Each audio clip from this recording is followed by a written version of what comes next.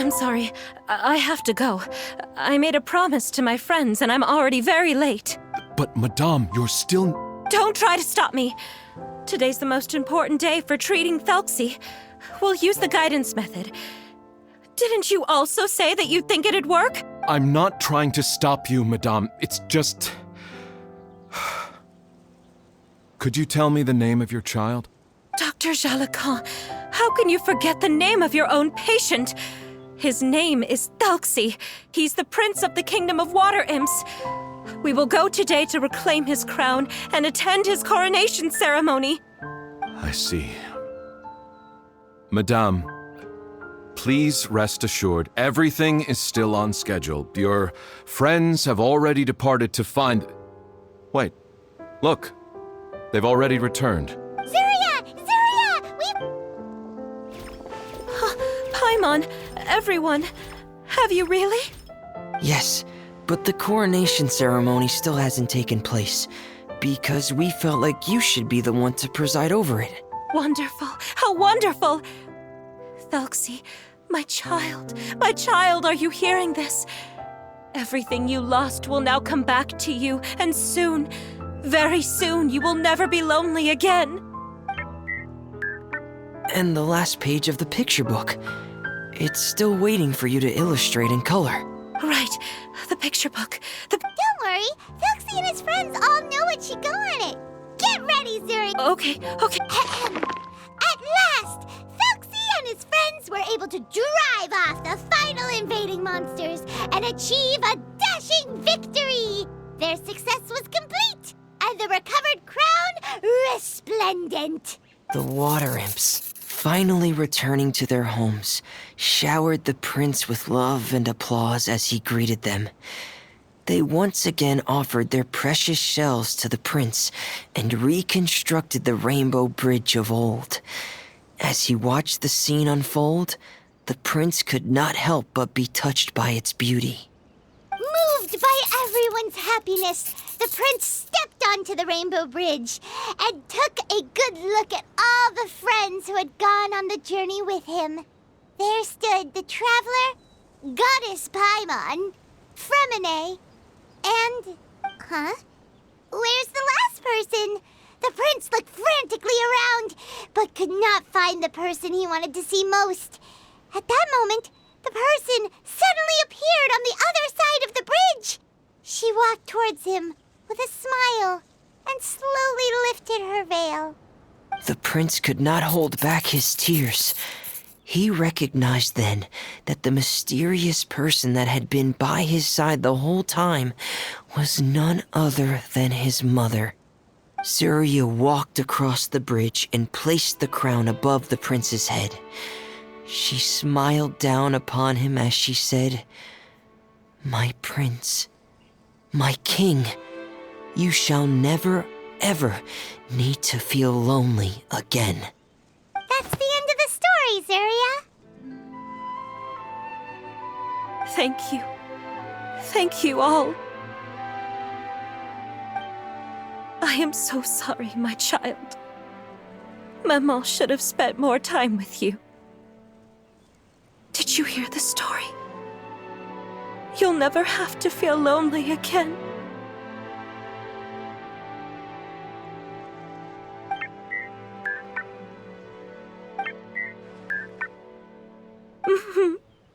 Maman loves you too. What's happening? Is Zarya talking to Thelxie? Quick, put on my diving helmet. There's a transcription module in it that's compatible with Thelxie's output signals. You should be able to use it to understand what Thelxie's saying.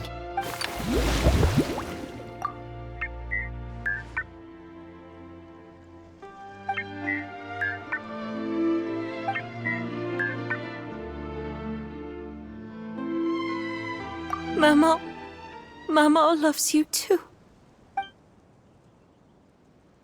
But I love you more, Maman. What? Did you see something? Maman, I'm getting a little sleepy. If it's time for bed, can you hum a lullaby to me again? Of course, my dearest child. as long as you want to hear it. Mama will always hum for you.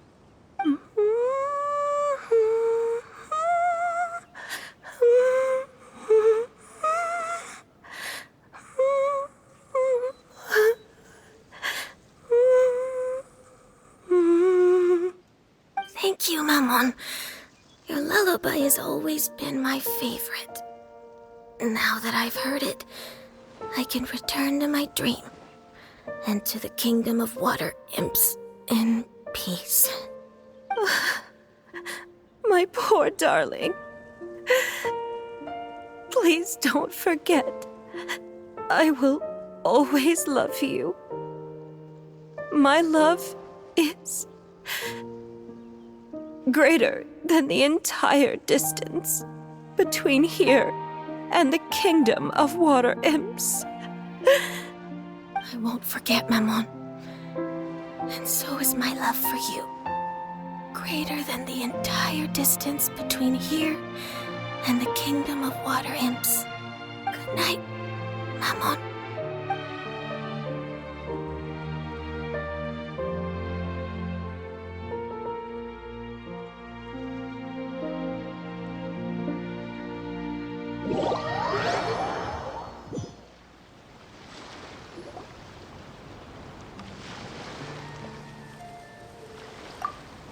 Traveler, Paimon, you're here. Fremine, why did you call us in such a hurry? Did you hear something from Zuria? Oh, if it's not good news, Paimon doesn't want to hear it. Don't worry, it's definitely great news. The Madame came here for a visit just now with her doctor. Color has returned to her cheeks, and she sounded full of energy as well. She said she'd like to return to the court to continue hosting the art exhibit. But this time, she'll work with her doctor to exhibit some picture books related to the illness. Of course, Thelxie's fantastic adventures and the guidance therapy will be included in the exhibit as well. She'd like to use her experience to help others. That's wonderful! So it wasn't bad news after all. Mm-hmm. Here, please take this picture book with you. The Madame wanted you to have it. If, at some point in the future, you were to run into someone with similar troubles, she hopes the book would be of use to you. But this is her son's story, right? Is it really okay to give the book to us? Don't worry, it's just a copy. She still has the original. It's extremely important to her. Alright, then there's no problem. It feels good knowing we've contributed to something important. Paimon definitely didn't expect the fantasy adventure to be so useful. Paimon was a little worried about how everything would turn out. After all, fantasy is just fantasy. Paimon, do you know what the Madame said?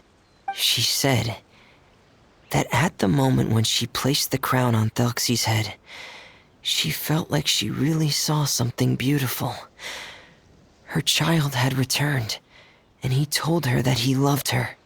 She also said that was when she was finally able to bid farewell to her son.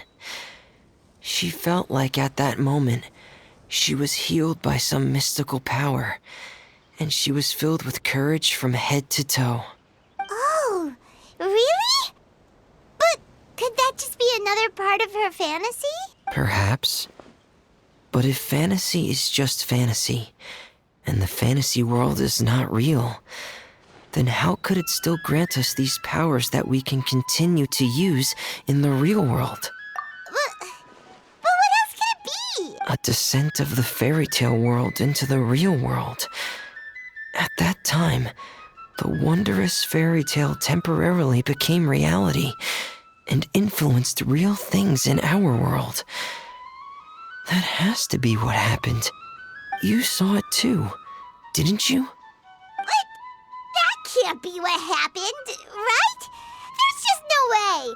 Wouldn't it be like a miracle if that really happened? Yes, I suppose that would be a miracle. I hope that everyone who's found themselves in a dark place would be able to see something beautiful and experience a miracle for themselves.